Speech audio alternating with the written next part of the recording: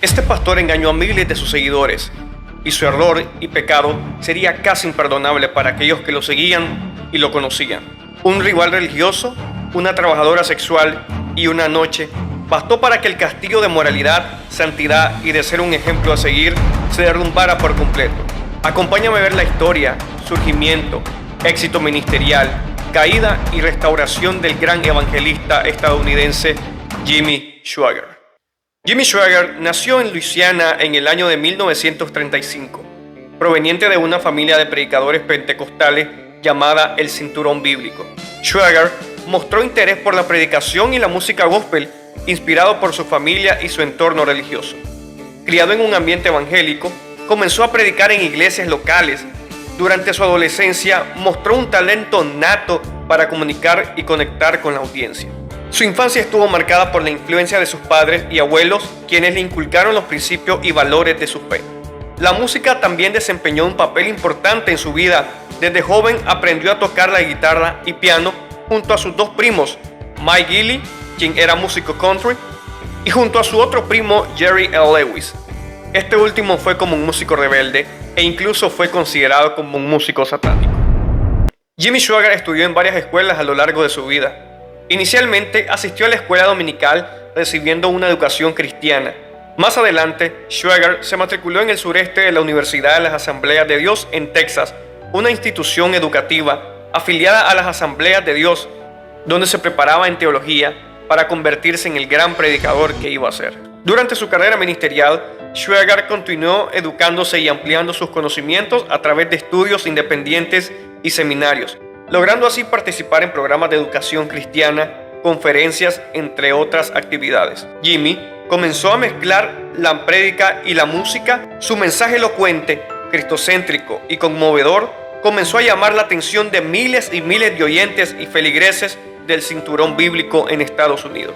Su fama comenzó a elevarse muy rápido con ayuda de los medios de comunicación en Estados Unidos, ya que en esa época Estados Unidos era caracterizada como una nación con muchos valores cristianos. Swaggart alcanzó la fama a nivel internacional con su programa de televisión llamado The Jimmy Swaggart Telecast. Sus exitosos álbumes de gospel empezando a trascender en los países hispanoparlantes y Suramérica. Comenzó a llenar estadios con miles y miles de feligreses escuchando sus prédicas y sermones acerca del advenimiento de Jesús, el Armagedón, el cielo y el infierno, y otros temas bíblicos que cautivaban a los oyentes. En la década de los 80 realizó una gira a Latinoamérica donde también se mostraba el gran apoyo y seguimiento de su ministerio. Jimmy Swaggart no solo estaba llegando a un entorno religioso, sino también que estaba influenciando el medio político, ya que se reunía con muchos de estos como presidentes, dictadores, entre otros políticos. Swaggart estaba alcanzando sumas de dinero extraorbitantes por todo lo que venía consolidando durante todo ese tiempo. Él era el emblema de los partidos políticos más conservadores, tanto así que los republicanos de aquel entonces temían a enfrentar a decir algo delante de este hombre. Con sus sermones como "El mayor problema de América es el pecado", también desechando la teoría de la evolución, diciendo que esta era una teoría satánica, dejando de ver su postura muy conservadora. Para mediados de la década de los 80, otros teleevangelistas también surgieron y Dios estaba levantando, tales como Jim Bakker y Marvin Gurman. Estos también pertenecían a las Asambleas de Dios.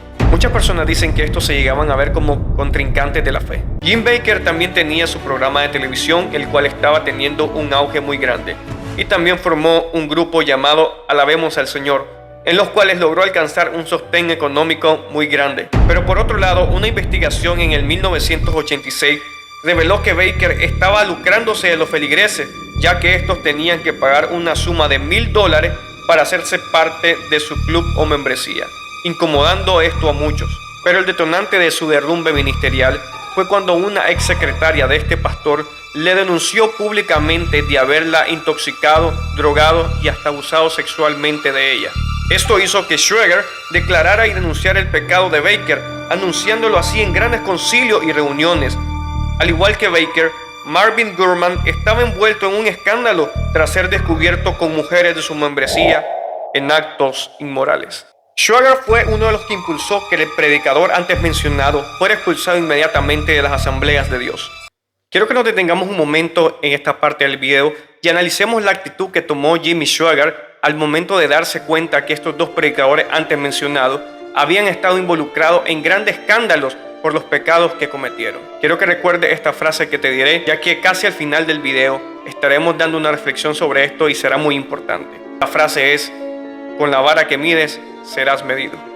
Retomando la historia, Marvin Gurman no estaba contento con la actitud que tomó Schwager y, según investigación, Marvin Gurman decidió tomar represalias en contra de Schwager. Jimmy Schwager estaba en la cúspide de su ministerio, reflejando ser un hombre de ejemplo a seguir y con una moralidad superior a los otros, pero esto no sería por mucho tiempo. Marvin Gurman, junto a su yerno, contrataron a un investigador privado para inmiscuirse en la vida privada de Jimmy Schwager. Con esto estaban al tanto de cada movimiento de Schwager.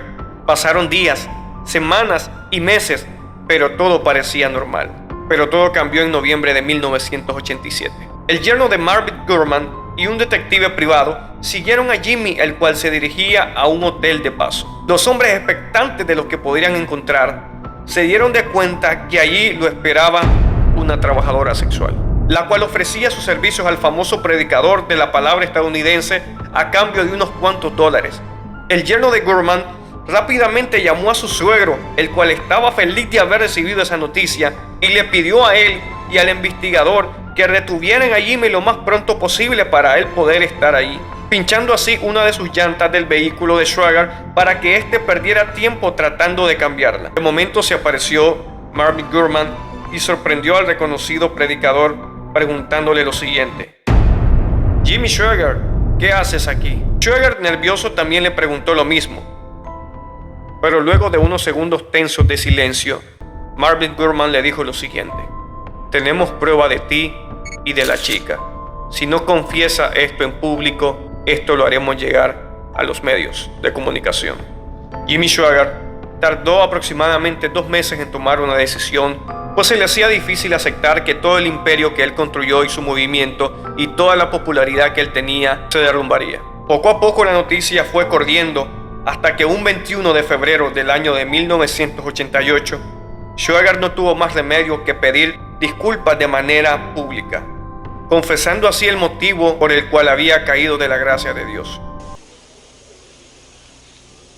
And I would ask that your precious blood would wash and cleanse every stain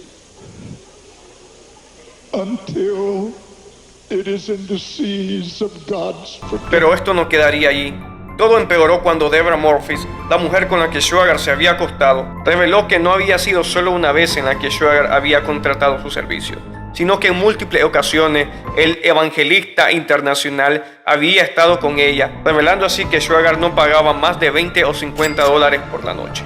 Esto hizo que la reputación del gran predicador internacional cayera por el piso. Los medios no se hicieron esperar y atacaron con todo a Schwager. En una ocasión le preguntaron al también conocido predicador de Estados Unidos llamado Billy Graham, el cual estaremos hablando de él en otro video, de qué pensaba sobre la caída de Jimmy Schwager y su gran escándalo. El periodista le hizo la pregunta de forma muy amarillista. La sorpresa de este fue cuando Billy Graham respondió lo siguiente: si le pasó a Jimmy, me puede pasar a mí. Este es un hombre santo de Dios. Ha ganado miles de almas para Cristo. Ya está herido. No acabemos con él. Sanemos y levantemos a nuestro soldado. Jimmy Schwager tuvo que pasar un proceso de disciplina y suspensión de su cargo de las Asambleas de Dios por un lapso aproximadamente de 2 años. Luego se vio envuelto en otros líos menores, pero después de eso buscó un proceso de restauración. Actualmente, Jimmy Schwager es el pastor del Centro Familiar de Adoración en Baton Rouge, Luisiana, una iglesia evangélica multicultural donde asisten miles de feligreses, aunque ya no como antes. A pesar de sus altas y sus bajas y controversias, ha mantenido una posición influyente y sigue predicando el evangelio de salvación. Quiero aclarar que este video no lo hice con la intención de ser amarillista o provocar morbo de algún tipo en los espectadores acerca de este siervo de Dios, sino más bien para aprender de esta historia, ya que esto nos deja una gran lección. Desde mi punto de vista hay 3 puntos muy importantes de recalcar en la historia de Jimmy Schwager, así que hoy quiero compartírtelo para que seas edificado, ya que esto va bajo el filtro de la palabra. Como punto número 1 y muy importante, es no poner la mirada en el hombre, ya que muchos de nosotros a veces ponemos la mirada en el hombre, miramos todas sus faltas y sus errores y al final quedamos decepcionados hasta queremos retirarnos del Evangelio. Hebreos en su capítulo 12, Pablo, inspirado por el Espíritu Santo, dice lo siguiente: puesto los ojos en Jesús, el autor y consumador de la fe. Esto es importante de entenderlo, ya que el Espíritu Santo nos está hablando a través de esa palabra que nosotros no debemos de poner la confianza en el hombre, ya que nuestra naturaleza caída nos hace fallar de alguna u otra manera.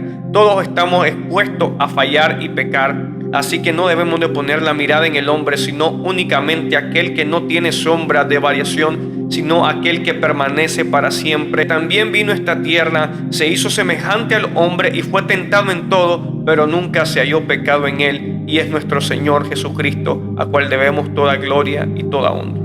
Como punto número 2, y también muy importante, es que nosotros debemos de tener en claro que no nos podemos confiar de nosotros mismos.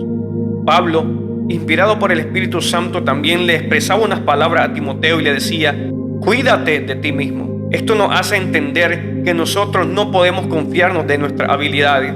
También la palabra del Señor nos habla y nos dice que el que cree estar firme, mire que no caiga, ya que estamos en una naturaleza caída, porque todavía estamos en una lucha continua con nuestra carne. Sabemos que en el proceso del bautismo, como paso de obediencia, nosotros dejamos atrás al hombre viejo. Sin embargo, esto no quiere decir que no tengamos una lucha constante con él, ya que ese viejo hombre va a querer salir siempre a flote todos los días, y es nuestro deber de ejercitarnos en la lectura, de ejercitarnos en la oración, de ejercitarnos en el ayuno, cautivar nuestras pasiones y nuestros deseos y nuestros pensamientos a la estatura de Cristo, al pensamiento de Cristo. Y como último punto, pero no menos importante, y quiero que recuerdes lo que te dije a mediados del video, que recordaras esta frase: la vara que mides, serás medido. Y con esto quiero recordarte que Jimmy Swaggart, al momento que se dio cuenta, estos dos predicadores tales como Jim Bakker y Marvin Gurman se vieron envueltos en un escándalo por sus pecados,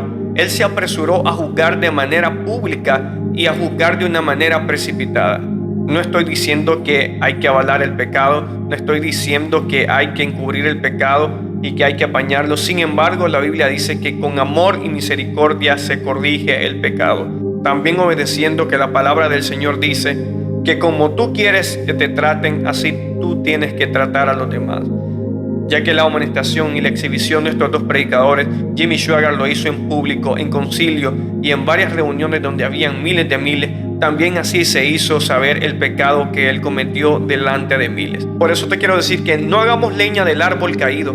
Si nosotros miramos que alguien ha fallado, si nosotros miramos que alguien ha cometido algún pecado, que está caído de la gracia, si bien es cierto la palabra tiene el deber de exhortar, también la palabra tiene el poder de restaurar. A través de nosotros el Espíritu Santo puede restaurar a las personas y levantarlos para que ellos sean nuevamente un vaso de honra en sus manos.